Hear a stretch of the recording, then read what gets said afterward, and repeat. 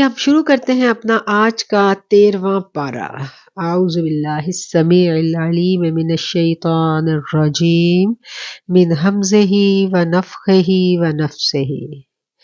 سبحان اللہ وبحمدہ عدد خلقہ ورضا نفسہ ورضا نفسہ ورضا نفسہ وزنۃ عرشہ ومداد کلماتہ سبحان اللہ العظیم۔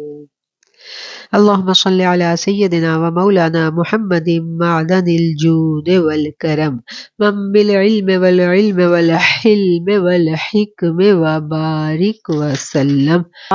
پارہ نمبر ہے 13 اور پارہ نمبر 13 کی جو اہم آیات ہیں ہم ان کو دیکھیں گے۔ پارہ نمبر 13 کا آغاز ہوتا ہے سورہ یوسف کی آیت نمبر 53 سے، اور سورہ یوسف کی آیت نمبر 53 میں ہم دیکھتے ہیں کہ حضرت یوسف علیہ السلام کا ہی قصہ چلا آ رہا ہے، اور کہانی جو ہے بڑے عروج پر پہنچی ہوئی تھی۔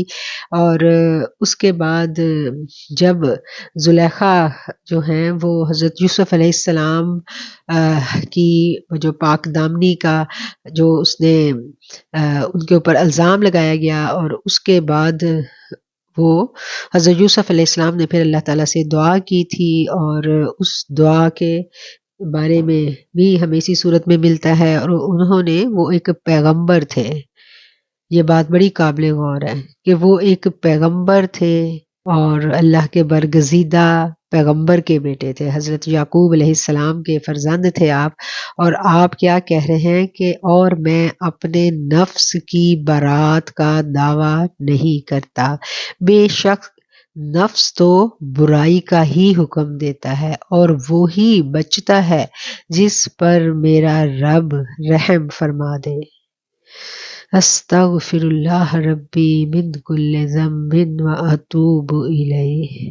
ایک عاجزی اور انکساری کی سپرلیٹو ڈگری ہمیں یہاں نظر آ رہی ہے کہ میں اپنے نفس کی برات کا، میں اپنے نفس کی پاک دامنی کا دعویٰ نہیں کرتا، بے شک نفس تو برائی کا ہی حکم دیتا ہے۔ اور جب ایک پیغمبر یہ بات کہہ رہے ہیں تو کوئی بھی انسان یہ دعویٰ کیسے کر سکتا ہے کہ میں برائیوں سے مبرہ ہوں؟ قرآن پڑھ کے جو چیزیں سیکھنے کی ہیں، سمجھنے کی ہیں، وہ اپنی ذات کو سمجھنا ہے۔ قرآن خود آگہی کی کتاب ہے، قرآن احکامات کی کتاب ہے، قرآن ہماری تربیت کی کتاب ہے، اور اسی صورت میں ہم اپنے آپ کو سنوار سکتے ہیں جب ہم اس بنانے والے کی تخلیق کو سمجھ لیں۔ کوئی مشین ہے وہ خراب ہے، اس کو کوئی ٹھیک نہیں کر سکتا۔ کون ٹھیک کر سکتا ہے؟ جو اس مشین کو سمجھتا ہو۔ اور وہ مشین کو کیسے سمجھے گا؟ فیکٹری جو ہے نا، اس مشین کو جب بنائے گی تو فیکٹری اس کے ساتھ ایک کیٹلاگ بھیجے گی اور کچھ بندے ٹریڈ کرے گی کہ اس میں یہ پرابلم آ گئی تو اس کو ایسے درست کرنا ہے۔ تو وہ جو کیٹلاگ ہوتی ہے اس میں سارا کچھ لکھا ہوتا ہے اس مشین کے بارے میں۔ اسی طرح اس قرآن میں انسان کی نفسیات کے بارے میں سب کچھ کھلم کھلا اللہ تعالیٰ نے بیان کر دیا ہے۔ کہیں اللہ نے کہا کہ یہ ظالم ہے، کہیں کہا یہ جاہل ہے، کہیں کہا یہ عجلت میں جلدی میں فیصلہ کرتا ہے، اور کہیں کہا کہ لَقَدْ خَلَقْنَا الْإِنسَانَ فِي أَحْسَنِ تَقْوِيمٍ، کہ یہ انسان جو ہے نا میری بہترین تخلیق ہے۔ تو یہ بہترین تخلیق جو اللہ تعالیٰ نے بنائی ہے، اس بہترین تخلیق کو اس درجے تک لے جانے کے لیے جس پروسیس سے گزارا جاتا ہے، وہ پروسیس کیا ہے؟ وہ پیغمبروں کی تعلیمات ہے اور آسمانی کتابوں کا علم ہے۔ جب آسمانی کتابوں کے علم کو حاصل کرنے کے بعد پیغمبروں کی تعلیمات کو سمجھ لینے کے بعد کوئی شخص جو ہے وہ چلتا ہے تو پھر وہ لَقَدْ خَلَقْنَا الْإِنسَانَ فِي أَحْسَنِ تَقْوِيمٍ کے درجے پر پہنچتا ہے۔ تو یہ آیت امپورٹنٹ آیت ہے اس لحاظ سے کہ کوئی شخص بھی اپنے آپ پر یہ دعویٰ نہیں کر سکتا کہ میں تو گناہوں سے مبرہ ہوں. نفس ہر بندے کے ساتھ لگا ہے. ہاں، جس پر اللہ کا کرم ہو اللہ تعالیٰ اس کو بچا لیتا ہے، ورنہ دل میں وسوسے، دل میں برے خیالات تو شیطان اور نفس دونوں مل جل کر ڈالتے ہی ہیں. اس کے بعد آگے آ جاتی ہے جی آیت نمبر 86. قال انما اشکو بثی وحزنی الی اللہ واعلم من اللہ ما لا تعلمون. آپ نے فرمایا میں تو شکوہ کر رہا ہوں اپنی مصیبت اور اپنے دکھوں کا صرف اللہ تعالی کی بارگاہ میں، اور میں جانتا ہوں اللہ کی طرف سے جو تم نہیں جانتے. یہ الفاظ کس نے کہے تھے؟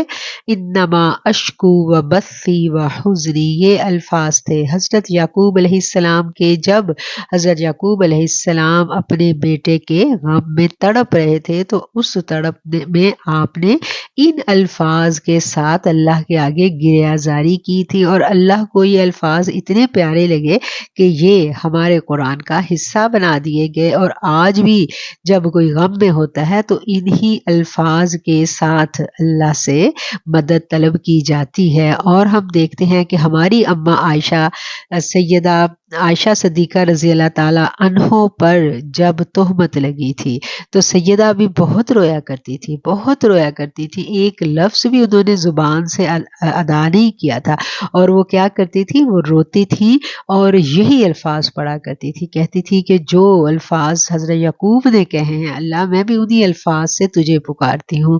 تو اس آیت کو ہم لوگ جو ہے سیدہ عائشہ رضی اللہ تعالی عنہ کی دعا کے طور پر بھی پہچانتے ہیں. انما اشکو و بثی، انما اشکو بثی و حزنی الی اللہ. یہ اتنی دعا جو ہے نا غم کی شدت میں، بے بسی میں، تکلیف میں ہماری زبان پر رواں ہو جاتی ہے. بے شک میرے آنسو، میری مصیبت، میرے دکھ سب کے سب اللہ تیرے لیے، کیونکہ ایک مومن جانتا ہے کہ ہر دکھ، ہر غم، ہر تکلیف اللہ کی طرف سے آتی ہے اور اللہ ہی اس کو دور فرمانے والا ہے. اس کے آگے آ جاتی ہے جی آیت نمبر 93. 93 آیت سے جو یہاں پر نوٹ کرنے کا مقصد یہ تھا کہ ہمیں ہمارے ہاں ایک کانسیپٹ پایا جاتا ہے کہ کسی تبرک سے کوئی برکت حاصل نہیں کی جاتی. جیسے ہمارے معاشرے میں مختلف قسم کے لوگ ہیں. کچھ لوگ ہیں جو بزرگوں کی اشیاء کو تبرک کیا ہوتا ہے؟ ایسی چیز جس سے برکت حاصل کی جائے. وہ بزرگوں کی اشیاء کو تبرکن استعمال کرتے ہیں، یعنی اپنے پاس سنبھال کے رکھتے ہیں اس لیے کہ اس سے ہمیں برکت ملے گی. اور دوسرا گروہ ہے، دونوں مسلمان ہیں، مطلب ہم سب جانتے ہیں کہ ہمارے اندر ہی ایسے لوگ ہوتے ہیں جو تبرکات کو بدعت اور حرام قرار دیتے ہیں. وہ کہتے ہیں جو دنیا سے چلا گیا اس کی کسی شے سے برکت حاصل نہیں کی جانی چاہیے اور نہ ہی کسی شے سے برکت مل سکتی ہے. ٹھیک ہے، یہ کانسیپٹ پایا جاتا ہے. اور جو لوگ برکت حاصل کرتے ہیں تبرکات سے وہ اس آیت سے استدلال لیتے ہیں. آیت نمبر ہے 93، سورت کا نام ہے سورہ یوسف. اذهبوا بقمیصی ھذا فالقوہ علی وجہ ابی یأتی بصیرا، لے جاؤ میری یہ قمیض، پس ڈالو میرے باپ کے چہرے پر، وہ بینا ہو جائیں گے. حضرت یوسف علیہ السلام کے والد جو ہیں وہ آپ کے غم میں رو رو کے نابینا ہو گئے تھے، تو انہوں نے ایک قمیض بھیجی ان کو، اپنے کن کو؟ اپنے والد صاحب کو. اچھا، اب یہاں ٹائم تھوڑا ہے لیکن یہ قمیض کی کہانی بڑی دلچسپ ہے. میں آپ کو اس کرتے کی کہانی بھی ساتھ ساتھ سناتی چلوں کہ حضرت یوسف علیہ السلام کو تو جب ڈالا گیا تھا کنویں کے اندر تو ان کے بھائیوں نے تو اس کے کپڑے اتار لیے تھے. آپ لوگوں نے وہ کہانی کے شروع میں سنا ہے نا کہ ان کی قمیض اتار کے پھاڑ کے اس کے اوپر بھیڑیے کا خون لا کے انہوں نے تو اپنے باپ کو دے دیا تھا. تو پھر یہ کون سی قمیض تھی جو انہوں نے بھیجی؟ یہ کون سا کرتا تھا؟ تو یہ کرتا جو تھا نا یہ جنتوں سے آیا تھا کرتا، اور یہ وہ کرتا تھا جو ہمارے سیدنا ابراہیم علیہ السلام کو جب آگ میں ڈالا گیا تھا تو ان کے سارے کپڑے اتروا لیے تھے. اس ظالم بادشاہ نے، اور اس نے ایک آپ کو برہنہ کر کے ایک کھٹولے میں ڈال کے تو آگ میں پھینکا تھا، اور جب جو ہی آپ کو انہوں نے برہنہ کیا تو اللہ تعالیٰ کو یہ بات گوارا نہیں تھی کہ میرا یہ دوست جو ہے یہ کپڑوں کے بغیر ہو، تو اللہ نے اسی وقت فرشتوں کو جنت سے ایک کرتا دے کے بھیجا تھا، اور وہ کرتا جو تھا وہ سیدنا ابراہیم علیہ السلام نے پہنا۔ وہ اس آگ میں رہے، کتنے دن رہے وہ آگ میں، ہم سب اس آگ کی کہانی شاید آگے پڑھیں گے، اور وہ کرتا جو تھا، پھر وہ کرتا حضرت ابراہیم سے نسل در نسل تبرکن حضرت یعقوب علیہ السلام تک پہنچا، اور حضرت یعقوب علیہ السلام کو اپنے بیٹوں میں سے یوسف سے بہت پیار تھا، اور آپ کو ایک فکر بھی تھی کہ یہ ستیلا بھائی ہے، سب سے حسین بھی ہے، اس کو کوئی نقصان نہ پہنچائے، تو حضرت یوسف علیہ السلام نے اپنے اس کرتے کو تعویذ بنا کے اس کو حضرت یوسف علیہ السلام کے گلے میں باندھ دیا ہوا تھا، وہ ایک تعویذ کی صورت میں ان کے گلے میں ہوتا تھا، اور ان کو بھی پتا تھا کہ یہ کوئی برکت والی چیز ہے کہ جو میرے باپ نے میرے گلے میں باندھی ہوئی ہے، اور پھر وہی برکت والا کرتا انہوں نے اپنے بھائیوں کو دے کے بھیجا، اور وہ جنتوں کا برکتوں والا کرتا جو ہے ابھی حضرت یوسف علیہ السلام کے بھائی جو ہیں لے کے اپنے باپ تک پہنچے بھی نہیں تھے، تو حضرت یعقوب علیہ السلام کہہ اٹھے تھے کہ کہاں ہے یوسف، مجھے اس کی خوشبو آ رہی ہے۔ وہ خوشبو دراصل ان کو اس جنتوں کے کرتے کی آ گئی تھی، اور ان کو پتا تھا کہ یہ کرتا تو میں نے اپنے بھائی کو، اپنے بیٹے کو پہنایا ہے، اور ان کو یقین تھا کہ یہ کرتا جو ہے نا اس کی برکت سے یوسف علیہ السلام ہر غم سے محفوظ رہیں گے اور اللہ کی رحمتوں میں رہیں گے۔ اب پتہ چل گیا کہ جو لوگ تبرکات سے محبت کرتے ہیں اور تبرکات سے برکت لینا جائز سمجھتے ہیں، اس کی کیا وجہ ہے، اور آج کے زمانہ جو ہے اس میں تو یہ جو ڈی این اے ہے اس نے بھی یہ بات ثابت کر دی ہے نا کہ کسی بھی چیز کو کوئی شخص استعمال کرتا ہے تو اس کا ڈی این اے اس چیز میں موجود ہوتا ہے، تو یہ چیز تو اب سائنس نے بھی ثابت کر دیا، تو اس لیے ایسی باتوں پر جو لوگ اگر بحث مباحثہ کرتے ہیں تو اس کا کوئی فائدہ نہیں ہے، لیکن بہرحال ہم جو اگر تبرکات سے برکت حاصل کرتے ہیں تو ہمیں ہمارا کانسیپٹ ایٹ لیسٹ کلیئر ہونا چاہیے، اس لیے میں نے یہاں پر اس آیت کو نوٹ کر لیا۔ آگے شروع ہوتی ہے جی سورہ رعد۔ سورہ رعد کی ہے جی آیت نمبر 11۔ آیت نمبر 11 میں اللہ تعالیٰ فرماتے ہیں کہ جب اللہ ارادہ کرتا ہے کسی قوم کو تکلیف پہنچانے کا تو کوئی اس کو ٹال نہیں سکتا، یعنی جب اللہ کا فیصلہ آ جائے کسی کے اوپر عذاب کا تو پھر عذاب ٹلتا نہیں ہے، اللہ کا فیصلہ اٹل ہوتا ہے۔ کس صورت میں ٹلتا ہے؟ جب اللہ چاہے۔ کوئی شخص اپنی قوت سے اس فیصلے کو نہیں ٹال سکتا کہ میرے پاس بڑی ٹیکنالوجی ہے، میرے پاس بڑی زبردست قسم کی مشینیں ہیں تو میں اللہ کے عذاب کو ٹال لوں گا، کوئی شخص نہیں ٹال سکتا۔ یہ ہے جی آیت نمبر 15، اور یہ آیت ہے آیت سجدہ۔ اللہ تعالیٰ کے لیے سجدہ کر رہی ہے ہر چیز جو آسمانوں اور زمین میں ہے، بعض خوشی سے اور بعض مجبوراً، طوعاً و کرہا، بعض لوگ خوشی سے سجدہ کرتے ہیں اور بعض مجبوراً کرتے ہیں، اور ان کے سائے بھی سجدہ ریز ہیں، صبح کے وقت بھی اور شام کے وقت بھی۔ سبحان اللہ، سبحان اللہ۔ اللہ تعالیٰ نے پوری کائنات کو بنایا اور ساری کائنات اللہ کی قبضہ قدرت میں ہے، اور ابھی ہم نے پیچھے پڑھا تھا کہ اللہ تعالیٰ کے ہاتھوں میں ہر جاندار کی پیشانی ہے۔ اب کوئی جتنا بھی سرکش ہو اللہ کے قبضہ قدرت سے نہیں نکل سکتا، اس کی سرکشی اس کو اللہ کی قدرت سے نہیں نکال سکتی، ایون کہ سرکش شیاطین جنات، بڑے سے بڑا کوئی قوت والا بھی جن ہو تو وہ بھی اللہ کی قدرت سے باہر نہیں جا سکتا۔ اللہ کہتا ہے نا کہ یا معشر الجن والانس ان استطعتم ان تنفذوا من اقطار السماوات والارض فانفذوا لا تنفذون الا بسلطان فبأي آلاء ربکما تکذبان، کہ اے گروہ جن و انس، اگر تم قوت رکھتے ہو تو زمین و آسمان کے کنارے سے نکل کر دکھاؤ، کوئی نہیں نکل سکتا، اللہ کے قبضہ قدرت سے کوئی نکل سکتا ہی نہیں ہے، اور ہر چیز کو اس اللہ کے قانون کی فرما برداری کرنی پڑتی ہے۔ ہاں، جتنی اللہ نے اس کو چھوٹ دی ہے، جتنا اختیار دیا ہے، جیسے انسانوں کو، جنوں کو اللہ تعالیٰ نے اختیار دیا نا، لیکن ہمیں بھی کلی اختیار نہیں ہے۔ میں نے پہلے بھی عرض کیا تھا نا کہ تقدیر کی دو قسمیں ہوتی ہیں، تقدیر مطلق اور تقدیر معلق۔ جو تقدیر مطلق ہے وہ اٹل ہے، جتنے سانس ہیں وہ آنے ہیں، ان کو کوئی گھٹا بڑھا نہیں سکتا۔ اور ایک معلق ہے جس کا اختیار اللہ نے ہمیں دیا ہے، ہم اپنی مرضی سے، اختیار سے کچھ کر سکتے ہیں، تو کلی اختیار اللہ کے پاس۔ اور جو طوعاً و کرہن کیا ہے کہ یہ جو فرما برداری ہے، جو اللہ کے آگے جھکنا ہے، جو اللہ نے ہم سے کروانا ہے، جو اللہ نے لکھ دیا نصیب میں، وہ ہم سے کروانا ہی ہے، ہم خوشی سے کریں یا ناخوشی سے، وہ ہم سے کروا لیا جائے گا، کیونکہ قبضہ قدرت میں ہے ہر شخص کی پیشانی۔ باقی ہے جی آیت نمبر 16، اور آیت نمبر 16 جو ہے اس میں اللہ تعالیٰ فرماتے ہیں، طویل آیت ہے، اس کا کچھ حصہ جو ہے میں یہاں پر بیان کروں گی۔ ام هل تستوی الظلمات والنور، کیا برابر ہو سکتا ہے اندھیرا اور نور؟ کیا انہوں نے بنائے ہیں اللہ کے لیے ایسے شریک جنہوں نے کچھ پیدا نہیں کیا جیسے اللہ تعالیٰ نے پیدا کیا ہے؟ پس یوں تخلیق ان پر مشتبہ ہو گئی۔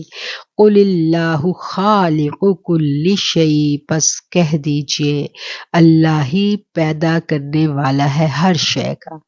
کل شیء وہو الواحد القہار، اور وہ ایک واحد ہے اور قہار ہے، غالب ہے۔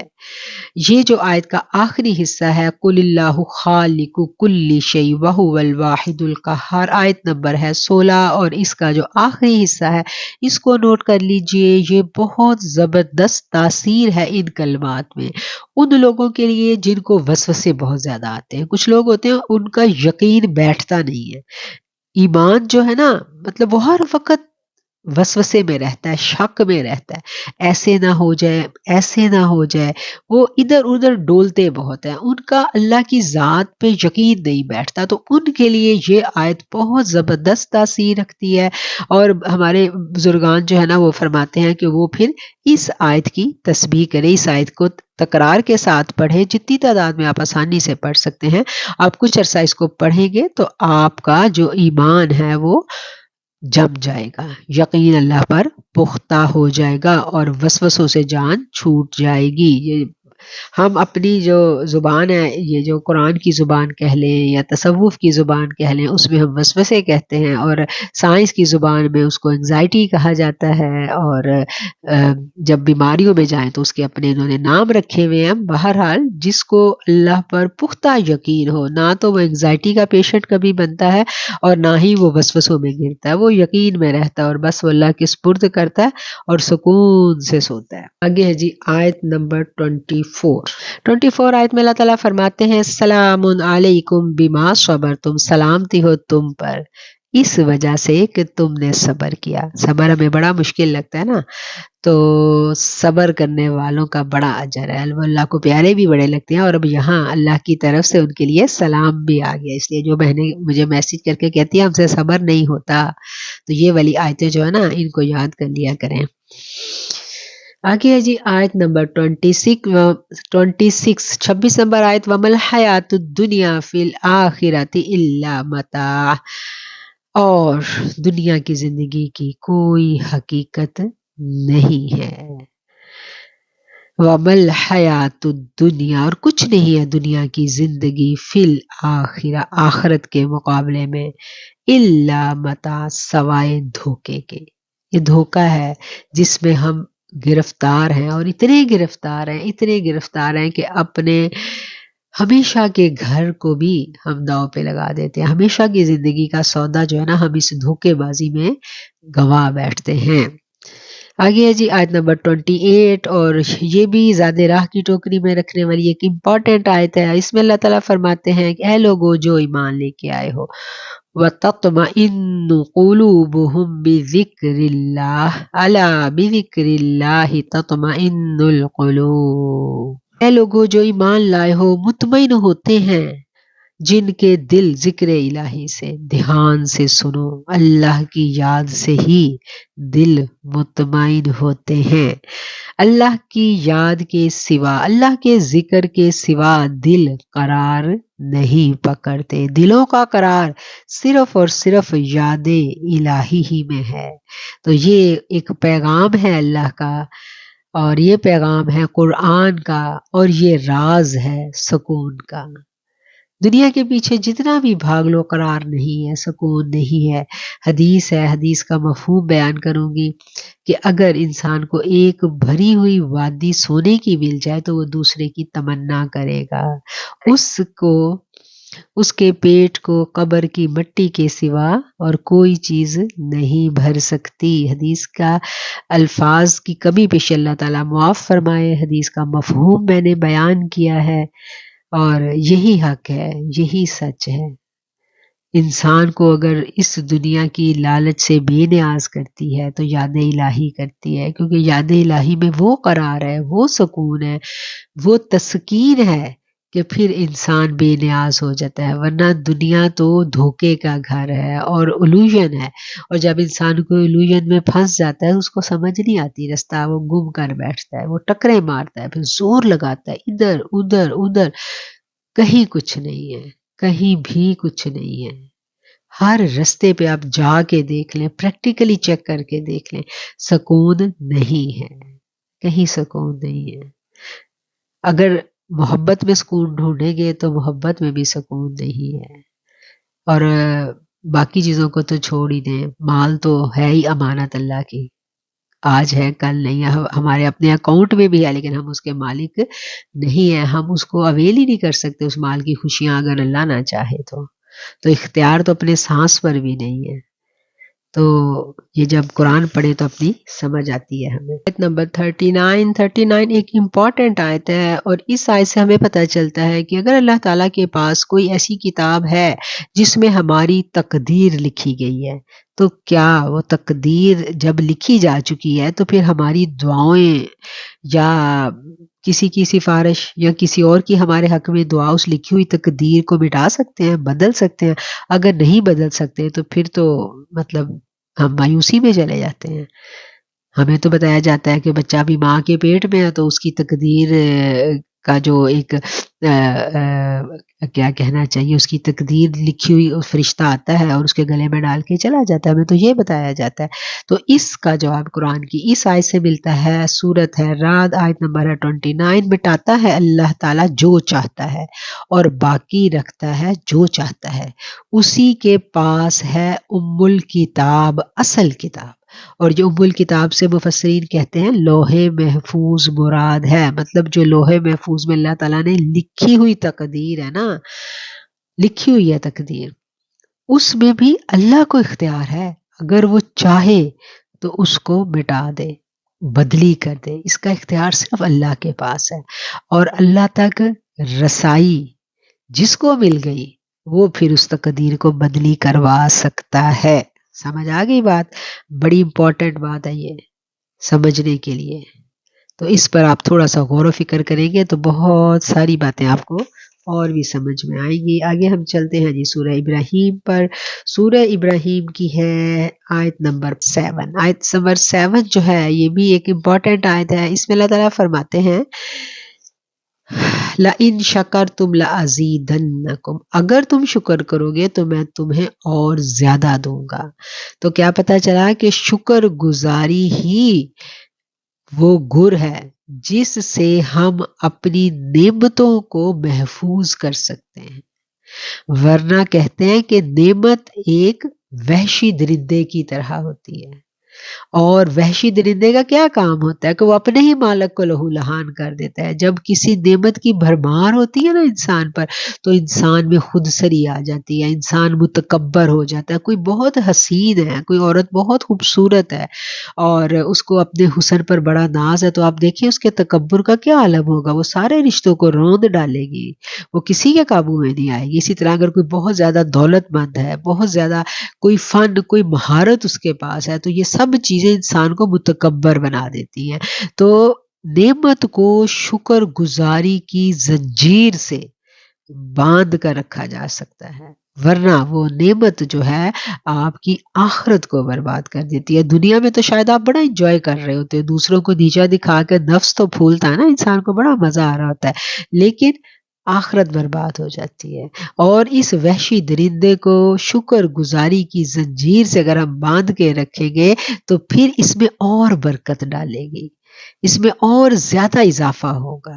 نعمتوں کو بڑھانا چاہتے ہیں تو کیا اللہ نے یہاں گن بتا دیا کہ تم شکر کیا کرو. جب انسان شکر کرتا ہے تو شکر گزاری کی کیفیت میں، شکر گزاری میں ایسی تاثیر ہے کہ آپ اس نعمت سے بے نیاز ہو کے اللہ کی طرف جڑ جاتے ہو. آپ کو یہ احساس ہو جاتا ہے کہ یہ نعمت میری اپنی ذاتی نہیں ہے، یہ پیدا کرنے والے کی ہے، یہ میرے خالق کی ہے جو اس نے مجھے عطا کی ہے، اسی نے دی ہے، وہی اس کا مالک ہے. ہر دنیا کی چیز جس کی آپ تعریف کرو گے وہ تعریف لوٹ کر اللہ کی طرف جائے گی. اگر ہم کسی کے حسن کی تعریف کرتے ہیں تو وہ حسن کا مالک تو نہیں ہے، وہ تو رب نے اس کو دیا. تخلیق، وہ دراصل اس تخلیق کار کی ہم تعریف کر رہے ہوتے ہیں کہ واہ سبحان اللہ، اللہ نے کیا خوبصورت اس کو بنایا ہے. اگر کسی کے پاس فن ہے تو ہم کہتے ہیں واہ کیا اللہ نے اس کو عطا کیا ہے فن، تو وہ ساری تعریفیں اسی کی طرف لوٹ کے جاتی ہیں. تو یہ چیز اگر ہمارے اندر پیدا ہو جائے تو پھر کیا ہوتا ہے، اللہ اور بڑھوتی دیتا ہے. اللہ کو یہی چیز پسند ہے، اور اس لیے اللہ فرما رہے ہیں نا کہ اگر تم شکر گزاری کرو گے تو تمہیں اور زیادہ دوں گا. وَلَا إِن كَفَرْتُمْ، اور اگر تم نے ناشکری کی یعنی انکار کیا، ان عذابی لشدید، تو میری گرفت، میرا عذاب بہت سخت ہے. اب سمجھ آ گئی نا کہ سخت کیسے ہے، کیونکہ نعمت متکبر بنا دیتی ہے، اور متکبر کی سزا بڑی سخت ہے، بڑی سخت ہے. متکبر کی گرفت بہت سخت ہے. اس کے بعد ہے جی آیت نمبر 34 اور 34 آیت میں اللہ تعالیٰ فرماتے ہیں عطا فرما دیا تمہیں ہر اس چیز سے جس کا تم نے اس سے سوال کیا، اور اگر تم گننا چاہو اللہ کی نعمتوں کو تو تم ان کا شمار نہیں کر سکتے. ان الانسان لظلوم کفار، بے شک انسان بہت زیادتی کرنے والا اور بے حد ناشکرا ہے. بہت سخت آیت ہے. ان الانسان لظلوم کفار، ان سے آیت شروع ہوئی ہے. بے شک، اس میں کوئی شک نہیں ہے کہ انسان ناشکرا بھی ہے اور زیادتی بھی کرتا ہے، یہ فطرت ہے. الا یعلم من خلق، کیا وہی نہ جانے گا جس نے پیدا کیا؟ پیدا کرنے والا ہماری نفسیات جانتا ہے، اسی لیے تو وہ کھول کھول کر انسان کی نفسیات کو بیان کرتا ہے اور پھر ان کو سدھارنے کے طریقے بھی بتاتا ہے. ابھی پیچھے اس نے طریقہ بتایا نا کہ نعمت آئے گی تو کیا کرنا ہے، شکر گزاری کرنی ہے. اور ناشکری انسان کو کہاں سے کہاں لے جاتی ہے، کہاں سے کہاں لے جاتی ہے. ناشکری انسان کو نعمتوں سے بھی محروم کرتی ہے اور جہنم تک کھینچ کے لی جاتی ہے. تو یہ بڑی امپورٹنٹ آیت ہے. اور اس کے بعد ہے جی آیت نمبر 51 اور 51 آیت میں اللہ تعالیٰ فرماتے ہیں کہ ہر انسان نے جو کیا، جو بھی کمایا، اس کا بدلہ اسی کو ملے گا. یعنی کوئی جان کسی دوسری جان کا بوجھ نہیں اٹھائے گی. جو ہم کرتے ہیں اپنے لیے کرتے ہیں. اگر ہم کسی کی ہیلپ بھی کرتے ہیں تو ہم اس کے لیے وہ ہیلپ نہیں کرتے، ہم اپنے لیے کرتے ہیں کہ اللہ تو قبول کر لے، کیونکہ یہ اللہ کا حکم ہے کہ اگر تمہارا کوئی اپنا قریبی عزیز تکلیف میں ہے، کوئی مسلمان بہن بھائی تکلیف میں ہے، کوئی جانور تکلیف میں ہے، تو اللہ نے ہمیں کیا سکھایا، کیا بتایا ہے؟ ہم جو بھی کرتے ہیں اللہ کے احکامات کی پیروی میں کرتے ہیں. اگر ہم دین کی خدمت کا کام بھی کرتے ہیں تو ہم دوسروں پر کسی پر احسان نہیں کرتے، ہم اپنے لیے کرتے ہیں، اپنا اور اپنے آقا کا تعلق مضبوط بنانے کے لیے کرتے ہیں، اپنی بیوی سے اپنی نسبت کو مضبوط بنانے کے لیے کرتے ہیں. کیونکہ ہم دیکھتے ہیں کہ جب میرے آقا علیہ الصلوۃ والسلام تبلیغ کا کام کیا کرتے تھے اور اس تبلیغ میں میرے آقا نڈھال ہو جاتے تھے، تھک جاتے تھے، تکلیف دیے جاتے تھے، تو ایسے میں بی بی جو ہے نا اس غم کو اپنے اندر پرو لیتی تھی، اور کیسے وہ اپنے باپ کی خدمت میں لگ جاتی تھی، کیسے وہ اپنے باپ کے زخم صاف کرتی نظر آتی ہیں، کہیں وہ اپنے باپ کے ماتھے کا جو پیشانی کا پسینہ جو ہے وہ صاف کرتی دکھائی دیتی ہیں، کہیں وہ اپنے باپ کے کپڑوں سے گرد جھاڑتی دکھائی دیتی ہیں، کہیں وہ اپنے باپ کے جوتے صاف کرتی دکھائی دیتی ہیں، کہیں وہ اپنے باپ کے زخم دھوتی دکھائی دیتی ہیں. ساری زندگی ہمیں بی بی ایسے ہی دکھائی دی ہے. انہوں نے بچپن سے جوانی تک اپنے باپ کو دین کی خدمت کے لیے بے قرار دیکھا، اور وہ اسی تگ و دو میں لگی رہی. وہ جب دعائیں بھی کرتی تھی تو وہ اپنے باپ کی امت کے لیے کرتی تھی، اپنے بچوں کے لیے بعد میں کرتی تھی، پہلے اپنے بابا کی امت کے لیے، کیونکہ بابا کا غم بی بی کے سینے میں تھا، اور سارا غم بی بی نے اپنے باپ کا اپنے اندر سمو لیا تھا. اور وہی غم جو ہے نا، اسی غم کو بانٹنے کے لیے ہم تبلیغ کا کام کرتے ہیں. اللہ تعالی ہماری ان خدمات کو قبول فرمائے. جو بہنیں میرے ساتھ اس کار خیر میں شامل ہیں ان کے اس کار خیر کو قبول فرمائے.